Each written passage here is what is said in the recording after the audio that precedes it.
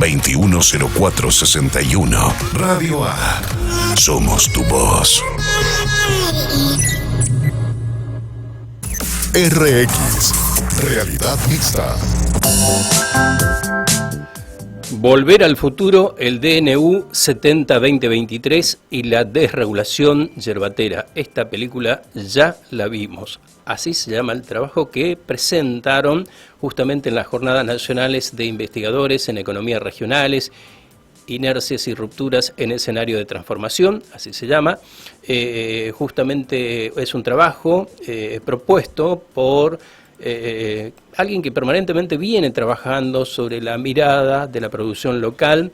Hablamos de Javier Gortari y junto a Leonardo Batista de la Universidad Nacional de Misiones. Por eso queremos hablar con Gortari para que nos cuente cómo ha sido este trabajo y por sobre todo nos va a dar la mirada respecto a este hecho, ¿no? De que justamente ya hemos vivido esta etapa y lamentablemente vuelve a sufrir el sector yerbatero un proceso de desregulación que por ahora le va bastante mal, en principio a los pequeños productores. Pero de todo esto le preguntamos, primero saludándolo a Javier Gortari. Gracias, Javier, por atendernos. Buen día. Hola, ¿qué tal? Buen día. Gracias por la llamada y para poder comentar el trabajo. Un gusto. Bueno, estuvimos leyendo, es muy interesante y sobre todo le da una mirada técnica muy profesional de lo que ha pasado a partir de aquel DNU que vino a modificar todo el esquema de funcionamiento del INIM. Sí, yo creo que por eso lo del título medio sarcástico de Volver al Futuro, sí, digamos, ¿no? Claro. Lo que pasó en 10 años de regulación, en los 90 con el decreto Menem-Cavallo que terminó con la Comisión Reguladora de la Yerba Mate, la CRIM, 60 años de la CRIM. Acá en la primera cosecha posterior al DNU, el decreto de necesidad de urgencia que estamos hablando del 70-2023 de diciembre, sí. Y que impactó en la cosecha gruesa del año 2024. Bueno, en el curso de ese periodo vimos con mucha claridad cómo se desvanecieron los precios de la materia prima, que en diciembre se estaban discutiendo, inclusive se discutía de llegar hasta 500 pesos por kilo de hoja verde, se terminó pagando 180, también en una parte al contado y otra parte a plazo. Sí.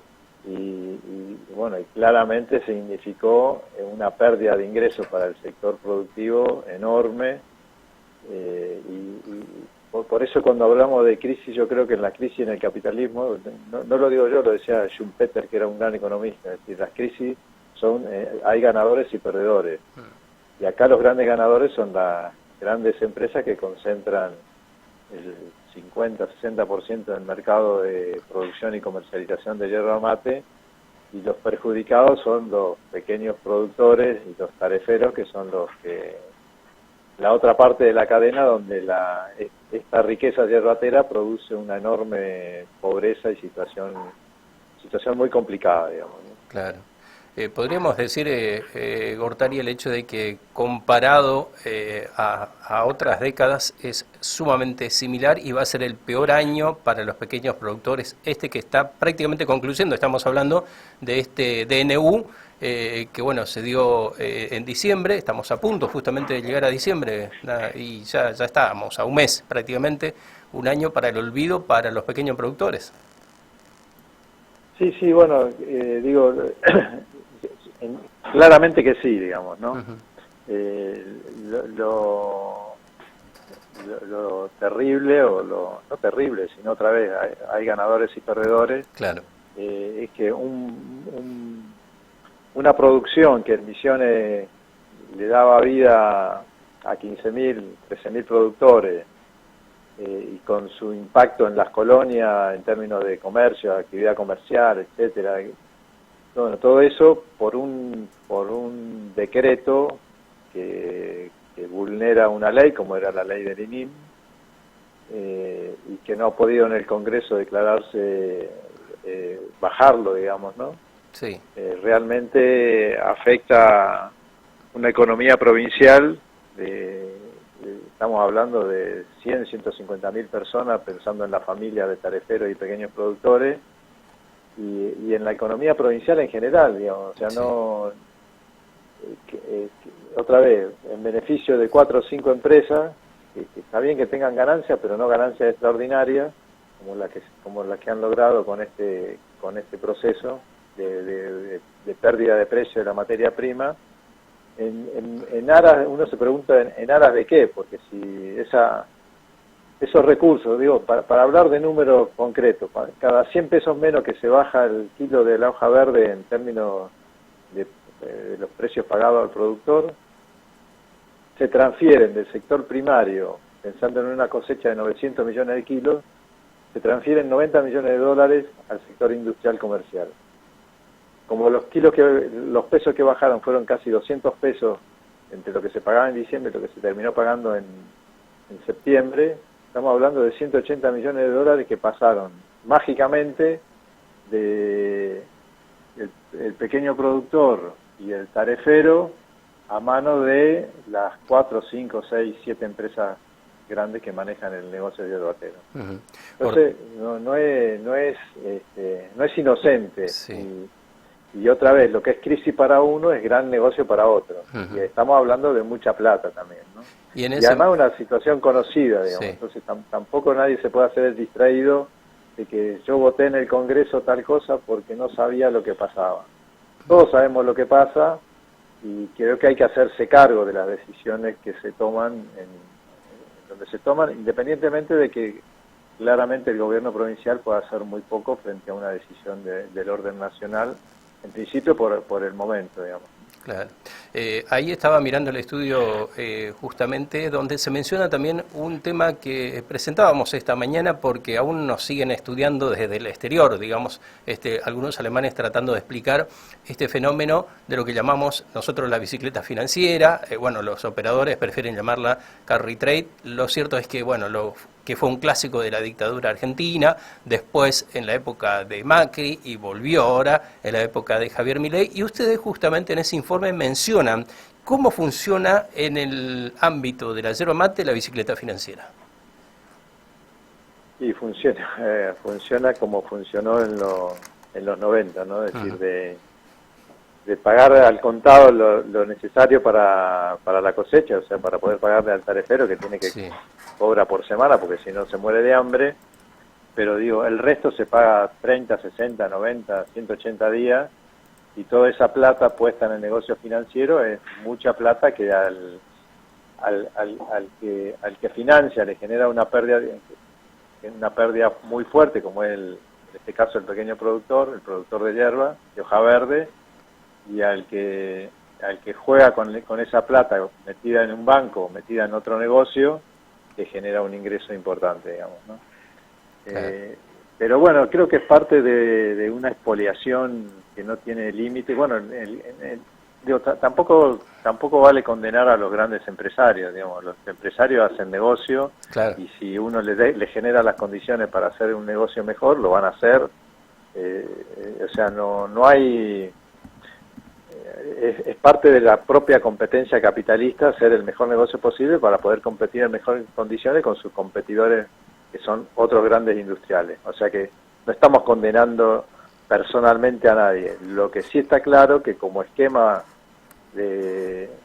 económico-social para una economía regional como la yerbatera, claramente es desastroso, digamos, ¿no? Es funesto lo que ha ocurrido en el año 2024 a partir de este decreto que baja dos leyes fundamentales. Una, la envasada en origen, que preveía que la yerba mate se elabore y se empaquete en Corrientes y Misiones, que es la zona productora, y la otra, que también fue muy cuestionada por las grandes empresas, que es la posibilidad de plantar todas las hectáreas que uno quiera, que había sido limitada por el ININA a 5 hectáreas por año por productor, por titular, digamos, ¿no? Como una manera de permitirle al pequeño productor ir afianzando su plantación y que no y no que las grandes empresas que tienen otra capacidad financiera y económica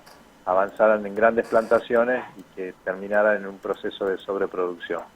Bueno, eso fue abortado o sea, no funciona más por el decreto de necesidad y urgencia, y eso es como de más largo plazo, porque lo del precio es la cosecha, y claro, lo de más largo plazo es, bueno, hacia dónde va la economía regional yerbatera. claro. Y creo que eso debería preguntarse sobre todo las autoridades del gobierno provincial, para ver de qué manera poder amortiguar, si está la voluntad política, porque a lo mejor la voluntad política, Claro. como en los 90, es destruir esa economía, como le llamaban en los 90, productores ineficientes, minifundistas, que estaban desperdiciando una tierra que podría utilizarse eficientemente en otras producciones más dinámicas, como en este caso aparece con el fantasma de la forestación, ¿no? que está explícitamente mencionada como una de las actividades a promover en el famoso régimen de incentivo a las grandes inversiones, el RIGI, que está en la ley base, digamos, ¿no?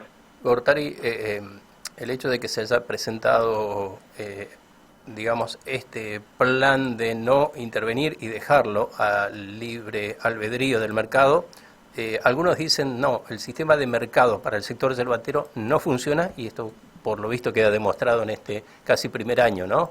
Que tiene que haber otra forma, algún pequeño sistema de regulación, control. ¿Coinciden ustedes en esta investigación hecho con Leonardo Batista? Sí, siempre y cuando partimos de una premisa, que hay una voluntad política de sostener socioeconómicamente al pequeño productor en su chacra para evitar el éxodo y el desierto verde, como le llaman la forestación. Si existe esa voluntad política, claramente esta política no funciona. Ahora, si la política es generar otro Arauco o otro Alto Paraná y pasar de tantas hectáreas de hierba a una cantidad mucho menor, pero más eficiente, en el estudio ponemos que hay, mientras el pequeño productor tiene rendimiento de 4.000 kilos por hectárea, un productor grande con tecnología está cerca de 20.000. Entonces, bueno, claramente habría esta posibilidad de reconversión. Entonces, la hierba que hoy producimos en 200.000 hectáreas, producirlas en 100.000 hectáreas de plantación de hierba, y esas otras 100.000 hectáreas de yerbales, entre comillas, ineficientes, dedicarlo a la forestación y a producir pasta de papel, como ocurre con un exitoso negocio en Uruguay, el negocio de las papeleras y la implantación de forestación. Ellos ya tienen como 3 grandes papeleras, 3 Arauco tienen en Uruguay. Bueno, no sería descartable que alguien esté pensando en un nuevo Alto Paraná para Misiones, con lo cual implicaría otra vez reconvertir yerbales viejos o pequeños, los que no pueden aguantar, digamos, la competencia económica, reconvertirlos a comprar las chacras. También me decían esto, que los precios de las chacras también se han venido abajo porque no rinden las que tienen yerba mate, y entonces, bueno, también es una oportunidad para comprar tierra y destinarlas a la forestación.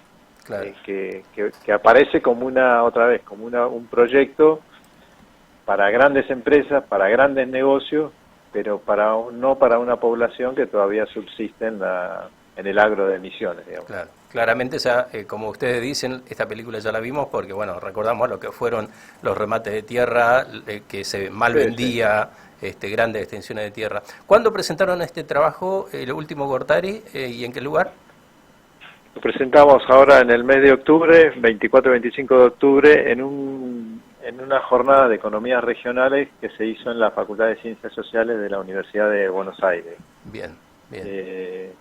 Sí, se presentaron, y bueno, y era notable cómo coincidían la misma especulación con la tierra que hay en Misiones, aparece con la especulación que hay en Mendoza con la tierra, ya no para producción sino la reconversión de viñedos en proyectos de desarrollo inmobiliario. Claro. Y en la zona del norte, en la producción campesina, a favor de la minería del litio. Entonces, la especulación con la tierra es enorme y claramente es un bien, el bien más escaso que tiene el planeta, claro, porque no podemos producir más tierra que la que tenemos, y claramente en el horizonte de mediano plazo esa especulación se traduce, bueno, en medidas como esta que estamos sufriendo en la provincia de Misiones, ¿no? Javier Gortari, gracias por compartir este estudio y sobre todo explicar el trabajo que han hecho, que es muy interesante y seguramente lo vamos a ir dando a conocer un poco más ampliado. Un gusto siempre charlar un rato. Bueno, buen día y muchísimas gracias. Hasta luego. Allí lo teníamos a Javier Gortari charlando con nosotros sobre esta presentación, este trabajo muy interesante respecto a lo que representa hasta ahora, ya a punto de cumplir casi un año, el decreto de necesidad y urgencia.